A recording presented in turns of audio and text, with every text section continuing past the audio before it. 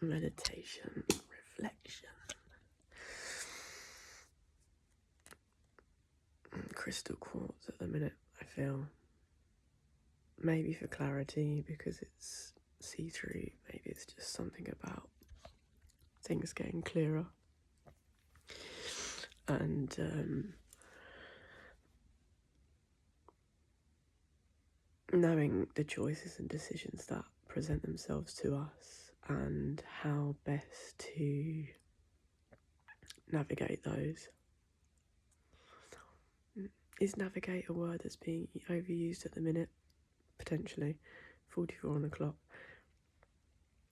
How we flow through things. You know, I still very much believe in water being one of the most amazing elements to support our intuition and guidance through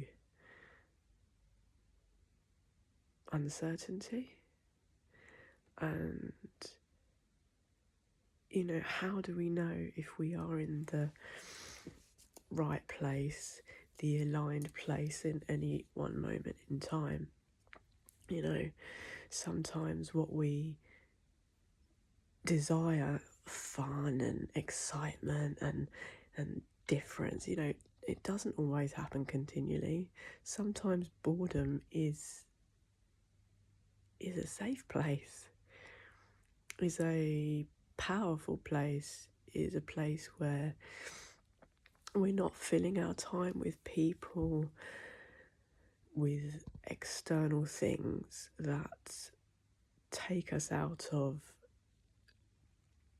what we need to be healing or balancing inside.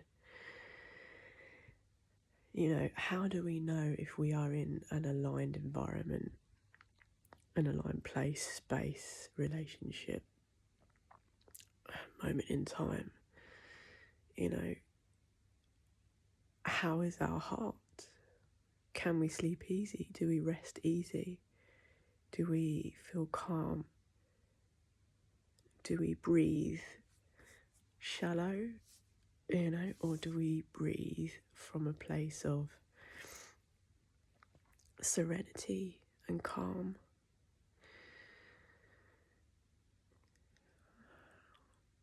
You know, I feel if we're in an environment where, and this isn't to judge, these are observations, and we're all going to move in and out of patterns throughout our lives as we need to either repeat the lessons or close them dead, which seems quite a significant time this year with fire halls burning through everything. It's like, are we around healthy, conscious minds, or are we around enablers? Now, enabling, it doesn't mean that somebody is toxic. I mean, we all have our toxic traits, but does someone around us have the best interest for us? Do they want to see us grow and flourish healthily? You know, invest in our mind, body, soul, long-term for longevity. Because it's a pretty crazy, amazing, beautiful, wonderful world. And I know I'd like to witness as much as possible in this lifetime, because obviously I've incarnated for a reason.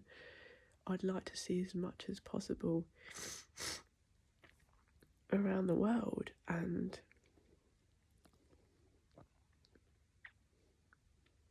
knowing whether we are in a aligned place will reflect in our mood, in our capacity, emotional capacity, you know, how easily triggered we are, how we're either being presented with, sorry, I'm still a bit sniffly, but it's getting used to different environments again. How we're sort of presented with these either repeated patterns or repeated lessons or the same version of the same person. And they don't really see us. They see a distorted version of us because of their own personal history and story. And I won't say wounding or trauma, because in every story there is that. It's part of the human existence, 515. And I just think, I feel strongly that the more we tap into this consciousness expansion, where we sort of take ourselves out of our own maybe irrational, overthinking, analytical mind at times, which does happen with what's going on at the minute. You know, people are having to make decisions and choices in what seems quite in a fast sequence of things, but slowing everything down and coming back to a place of observation as the witness to our journey, as a higher self perspective of, you know, is the physical me moving healthily? Health will be defined differently by everybody. For some people, it's eating 5 greens and 5 fruits a day. Other people, it will be about making the best choices for ourselves in any one moment in time for the long term. And other times we just think, fuck it, you know, which, okay, is going to happen. But over the course of consciously, like, working on ourselves or healing, whatever we call it these days, there's only so many fuck it moments that actually, like, give us pleasure. It ends up being a bit boring because I feel, sometimes let ourselves down, welcome in unhealthy habits again, and just like give up and lack discipline. And I quite like discipline. I think discipline gets us places. We don't have to be militant or anal about stuff, obsessive about things. But, you know, are the people in our environment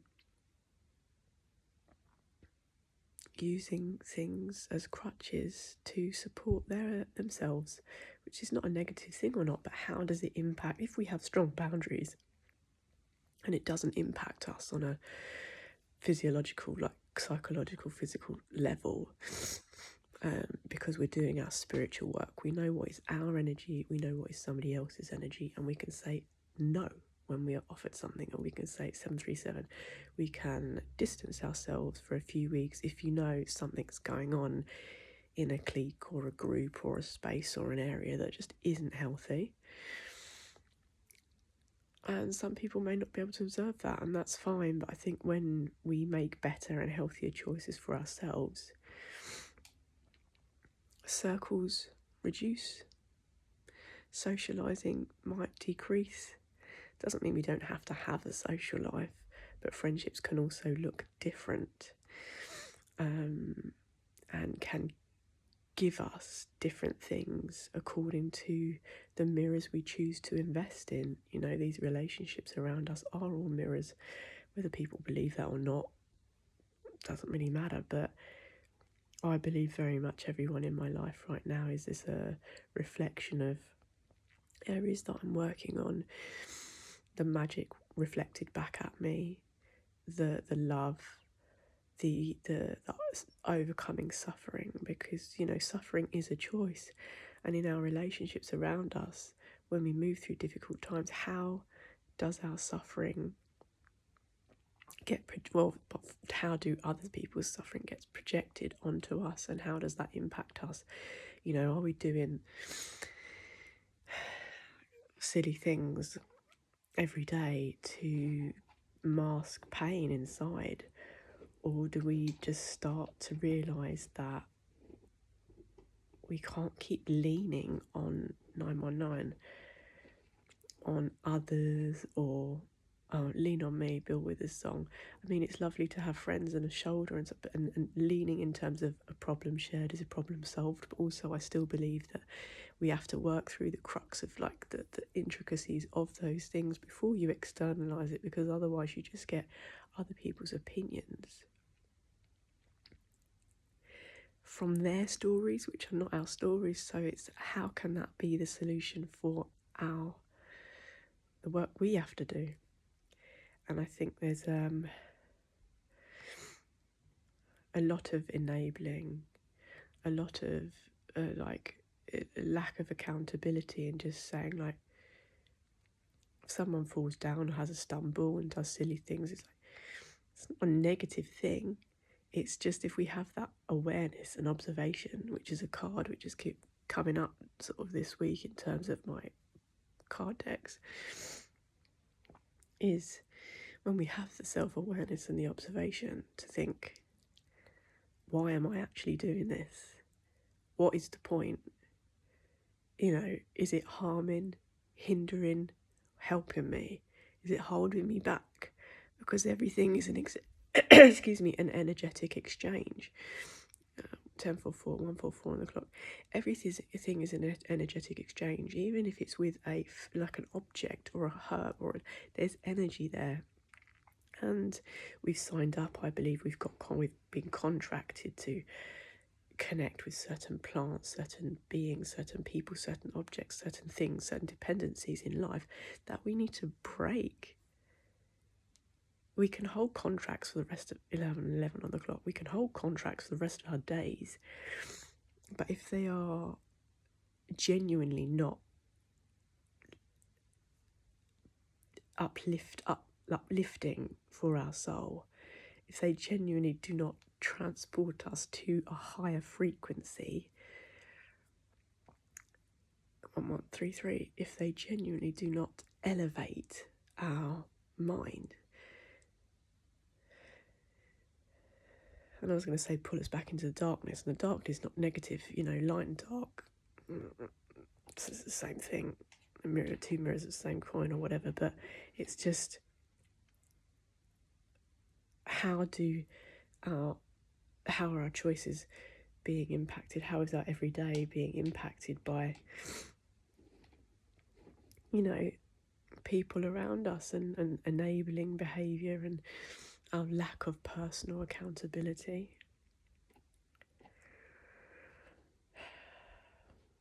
Change is a beautiful thing, but it's very, very hard. Projections and blame are very, very easy to say to other people when we know we've got a whirlwind of emotions inside of us that we're trying to figure out. But how do we know if any one environment or space or place in time is healthy for us?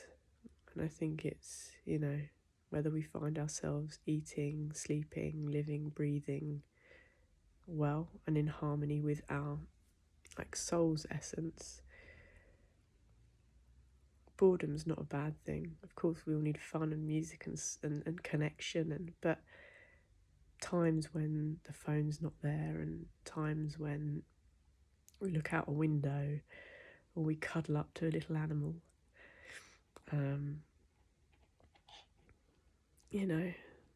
they're big, and those are kind of fleeting moments right now, because there's just so much FOMO, or fear of missing out, or I have to be on this timeline because I'm this age and I haven't made it here then, and that's just that is the old paradigm dissolving. Maybe these questions are coming up because I'm tapping into others' energies about I haven't achieved this by this age, and I mean, what is achievement? It's great to feel that we can get to where we desire to be, and we'll all have different ways of placing our efforts and energies, but to the point where it's obsessive or hurting us or judging us because we're not here quick enough, and I don't believe that's a very healthy environment. So maybe this is a time for us to start reviewing really carefully whether we're in the right environments, because, as I said, it's a beautiful planet, it's a crazy world, but wouldn't we like to witness as much magic and beauty as possible to support how we overcome suffering and challenge, which is, they coexist. And it's nice to be able to have people who can hold space genuinely when we are going through emotional turmoil or things that we don't quite fully understand, who also don't offer advice. Just listen, we can come to the realizations ourselves. That's why I say take it to nature and just talk out loud sometimes, because you get the words out, you say it to the spirits, and then in a couple of days' time, excuse me, things, they clear up. They rework themselves into our flow in a more cohesive, healthy way. But I'm too sniffly now, so I'm going to go.